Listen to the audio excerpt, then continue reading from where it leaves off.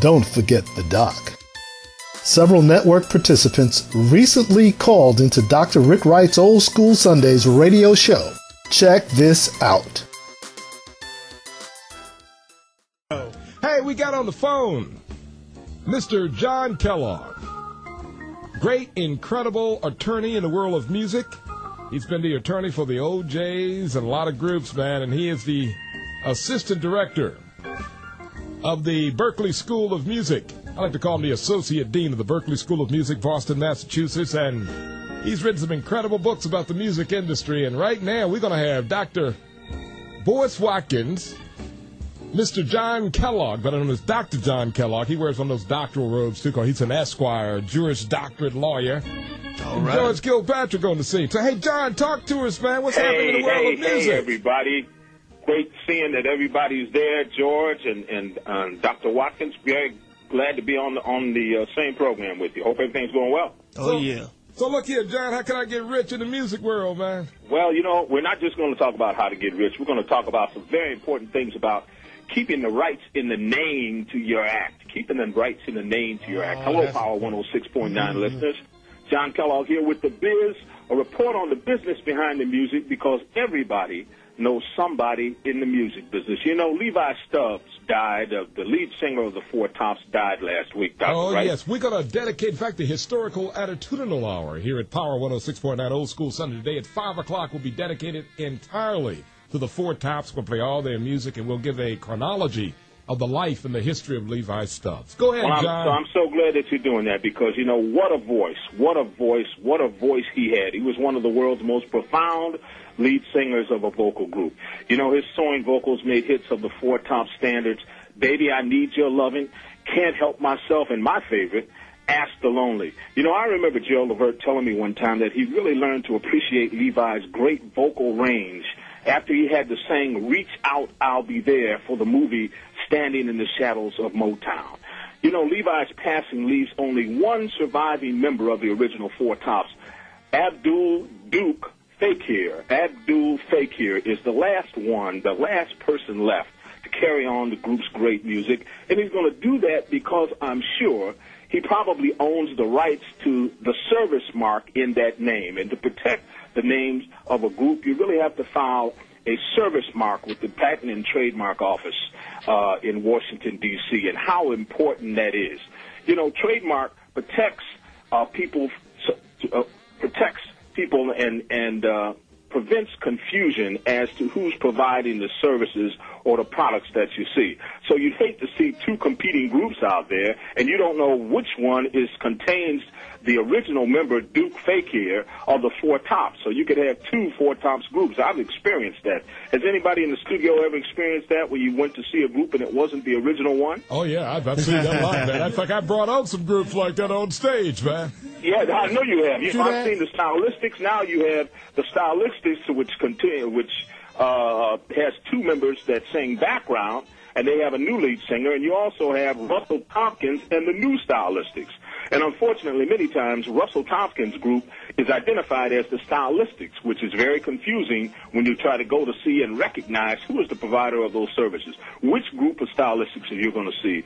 So the power in the name is very important. It's very important to protect it with the service mark. So if any of the artists are out there that really want to do something and are really trying to make a name in the business, remember, the power is in that name. Controlling that so that you can make sure that you provide that consistent group performance, and people know when they come out and pay their good money to see you perform what they're going to get and who they're going to get. And that's the U.S.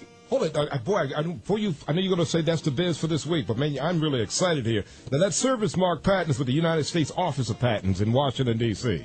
That's correct. And a big-time attorney like you will do the filing and everything, right? Right. The Patent and Trademark Office protects that. How important is that? You know, you see a lot of young groups now. You can believe like the group Guy, Drew Hill, It's the Men. Many times people will leave the group and try to start their own groups, and you better make sure that you protect that name so that you can provide that consistent form of entertainment. So when people pay their money, they know what they're going to get. Now, is that something you can do on your own, or do you need a lawyer for that? Usually it's best to get a lawyer. Once again, it's kind of an expensive proposition. It costs you maybe $1,000, maybe $1,500 to pay a lawyer to do that for you. But once again, you have to look at the long-term value of this. If you have something that's really going to be beneficial to you, and many groups live, as the Four Tops have, and that group has gone on for 50 or 60 years.